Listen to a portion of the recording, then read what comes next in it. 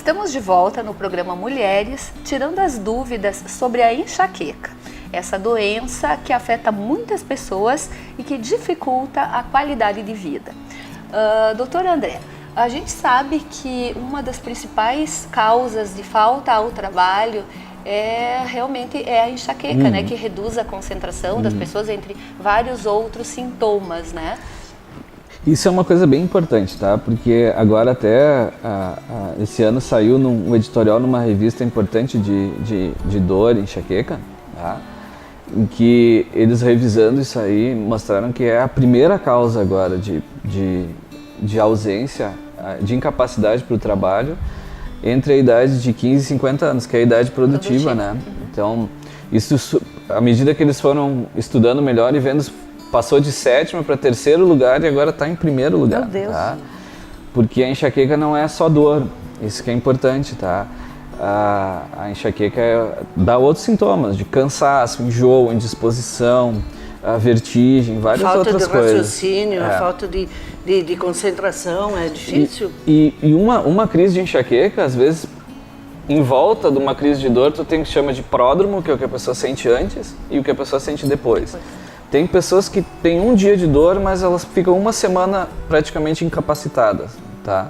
Porque desde o pródromo elas já estão mal, assim, com dor no pescoço, cansaço, bocejo é uma coisa muito comum no pródromo, assim, dor no pescoço, cansaço, só quer ficar dormindo, sente mal, não raciocina direito, enjoo.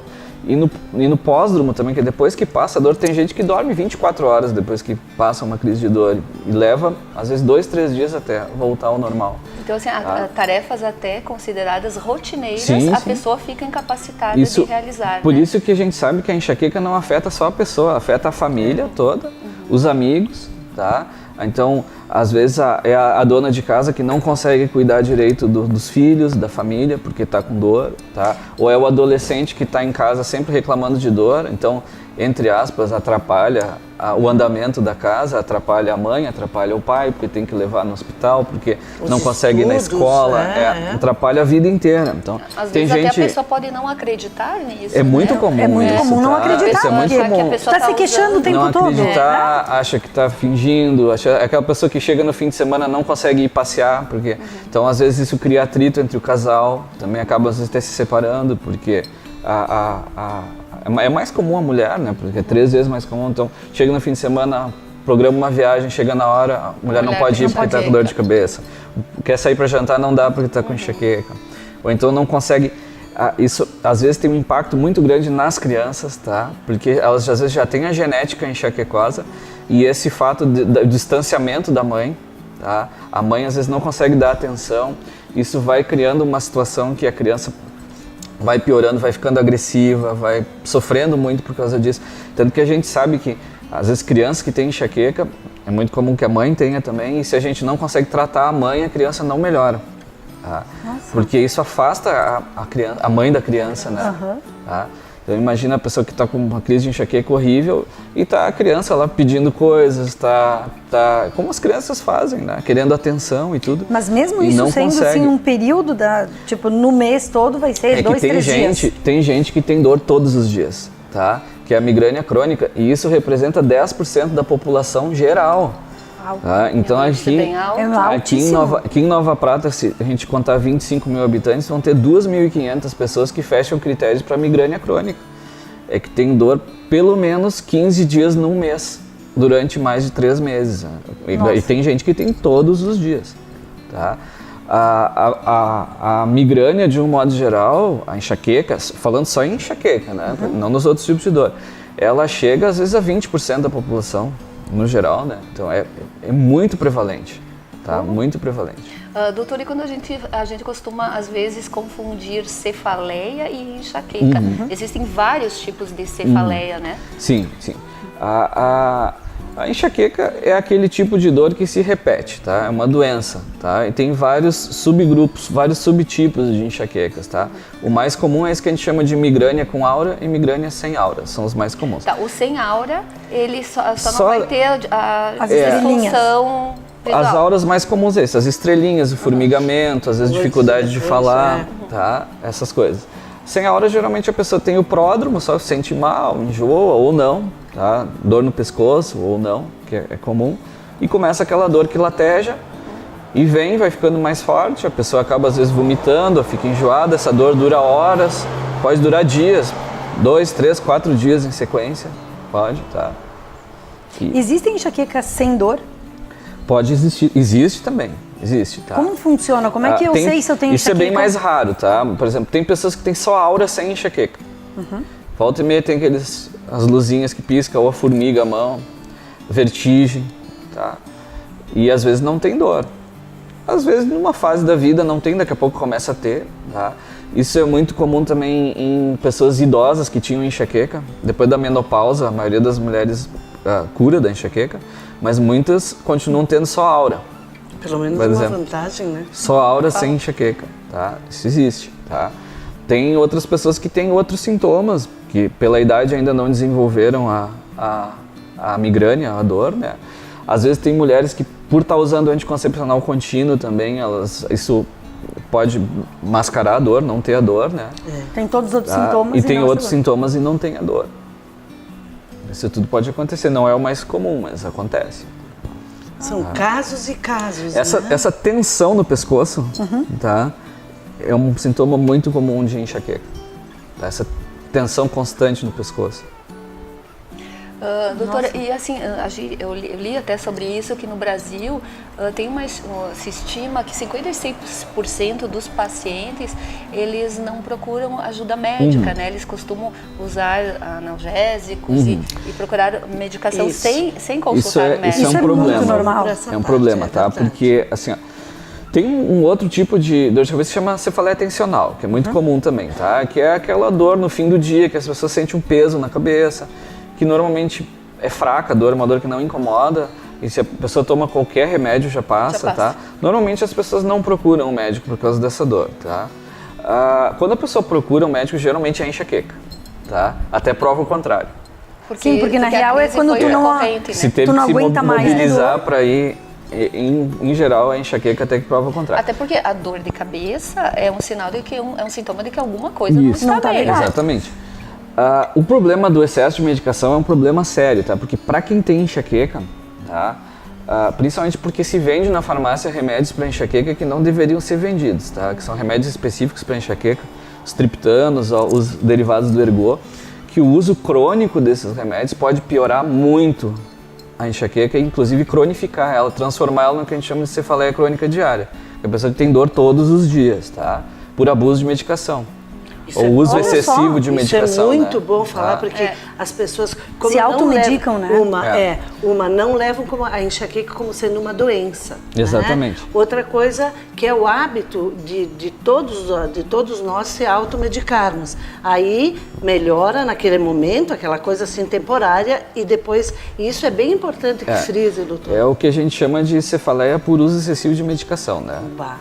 Isso é uma coisa bem importante, bem grave, até porque tem pessoas que começam a usar também essas medicações numa quantidade que pode ser bastante perigosa, inclusive, tá? Eu já vi um caso de uma menina que, por exemplo, perdeu todas as pontas dos dedos de tanto tomar a Sumax, sumatriptano. Tomava 10, 15 comprimidos por dia, tá? Então isso faz uma vasoconstrição. Ela teve uma síndrome serotoninérgica, teve que ser internada na UTI e tudo, etc. Passou muito mal. Tá?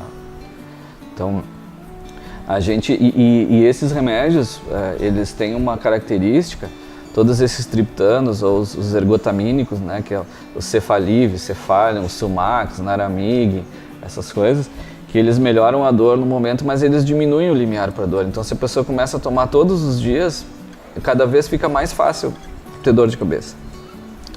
É o caso do acostuma. Isso. Né? É como acontece com a cafeína, né? A cafeína... Tu não vai me falar mal do café? Não. Mas o excesso de café é um... O excesso de café é um problema. Também, né? Tá? Açúcar também, né? Isso. O café, ele é um estimulante que tu pode usar até para tratar a dor de cabeça. Então, esses compostos, tipo neosaldina, tem cafeína. Tem cafeína, tá? isso aí. E esses compostos geralmente são os dos piores remédios para tomar em quantidade, né? Tomar seguido, assim. Tá? A cafeína, ela vicia. na verdade, né? Porque ela tem um efeito no momento que ela está agindo e depois ela tem um rebote. Então, uma coisa que é muito comum é a cefaleia do escritório. As pessoas que têm enxaqueca, por exemplo, tomam café no escritório, porque trabalham no escritório, tomam bastante café, chega no fim de semana não toma nada de café, daí dói a cabeça o fim de semana inteiro. Porque teve um corte, né? Teve o corte, exatamente. Então, o ideal é que quem gosta de tomar café tem que tomar uma dose, assim, não muito alta, assim, eu recomendo o descafeinado, porque o descafeinado tem cafeína também, mas é muito menos. Porque as pessoas não sabem, acho que o descafeinado não tem nada de cafeína. Tem 10 vezes menos cafeína, mas tem, tá? Então, uma xícara de café, assim, mais ou menos, tem uns 40, 50 miligramas de cafeína, dependendo do café. Então, o recomendado seria 3 xicrinhas, assim, por dia, não mais que isso, tá? Mas no descafeinado dá para tomar muito mais daí, né? Tá. Doutor, o tempo de variação de uma crise, entre uma crise e outra, depende muito da pessoa? Depende muito, depende muito do tipo de enxaqueca que a pessoa tem, tá? É muito comum uma pessoa que tem enxaqueca ter vários tipos de dor, ou isso ir mudando durante a vida, dependendo da época, tá? Por exemplo, a mulher que tem enxaqueca, é muito comum a cefaleia do início da menstruação, quando 1 ou 2 dias antes de menstruar e 1 ou 2 dias depois de menstruar, tá? Que normalmente é diferente das outras dores de cabeça que ela tem, normalmente é uma enxaqueca sem aura, um pouco diferente, tá?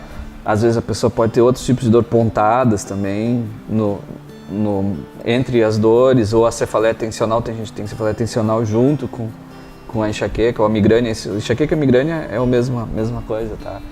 Então isso varia muito. A enxaqueca é aquela que lateja a parte essa que lateja é a enxaqueca ou a migrânia, é essa dor que lateja, tá? Isso. Pode ser de um lado só, pode ser dos dois lados, e aquela pode que variar. pega aqui assim, ó, e que todo mundo tem que fechar o olho. Que é umas que eu ouço mais comum, olhos, assim. Né? Parece que pode doer atrás dos olhos, latejar atrás dos olhos. Um lugar muito comum que as pessoas reclamam é aqui também, que dói aqui, tá? Outro tipo de dor de cabeça, por exemplo, que existe, que é relativamente comum, é a cefaleia cervicogênica, que a gente chama também, tá? Que é aquela pessoa que tem aqueles pontos dolorosos aqui. Muitas vezes a pessoa tem enxaqueca também, mas tem gente que não tem. Tá? Uma pessoa se machucou aqui, tem fazendo exercício, é muito comum. Tá? E tem um ponto doloroso e aquilo pode dar uma dor de cabeça aqui. A massagem nessa situação resolve. Pode ajudar, pode ajudar. O interessante é consultar alguém que entenda disso para ver exatamente o que é, porque dependendo da situação é um trigger point, um ponto doloroso que a gente faz um bloqueio ali e acaba com a dor na hora. Perfeito. Tá? E é legal salientar também os profissionais, né? Porque na real, às vezes, ao invés de melhorar, pode piorar. Pode piorar. Pode causar alguma coisa muito mais grave também. Claro, tipo a automedicação, essa coisa toda. Não, eu digo na massagem ou em outros métodos, quiropraxia, osteopatia. Tem que ter bastante cuidado. Né, procurar um profissional doutora, bem... Assim, e a pessoa que tem enxaqueca, os sintomas e fatores que desencadeiam para essa pessoa vão ser sempre os mesmos, ou isso vai variar dependendo da crise? Isso pode variar, tá? Pode variar. Assim, a pessoa, em princípio, ela tá sensível a esses fatores desencadeantes quando ela tá no modo enxaqueca ligado, então quando ela tá desmodulada, isso não é sempre, tá? Então, por exemplo, as pessoas que têm dor de cabeça quando tomam bebida alcoólica, não vai ser sempre, vai ser no momento que ela já está predisposta. Tem pacientes que eles identificam isso, eles já sabem que eu, por exemplo, eu consigo saber que eu tô numa fase já de pródromo de enxaqueca, tá? Então eu já procuro evitar as coisas que eu sei que naquele momento vão me desencadear uma crise, entendeu? Tá? E dá para identificar, doutor? Algumas pessoas conseguem identificar, outras não. Esse período, por exemplo, tá? assim, são tanto no mês, coisa assim, é possível, será? Isso varia de pessoa para pessoa. Tem pessoas que têm pródromo prolongado, assim, que dura 2, 3 dias, tem pessoas que não têm pródromo, tá?